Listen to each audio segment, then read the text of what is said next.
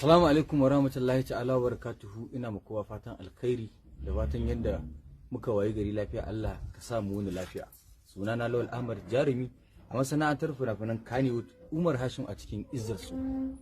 Jiya ana ta kira na mutane da dama daga garuruwa da dama na Najeriya, ana cewa an ce musu na mutu.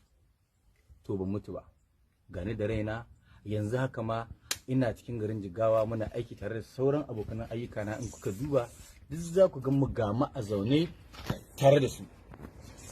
To saboda haka ina so in shaida ma al'umma musulmai masu kaunan mu cewa wannan magana da ake ta yadawa cewa Lawan Ahmad ya rasu, ya mutu, ko ya yi accident, ya yi hadari a mota, ya mutu, to ba gaskiya bace ba. Lawan Ahmad ina nan da raina, kuma ina so mutane su san cewa kowa zai mutu a rayuwarsa, to amma kowanne da lokacinsa.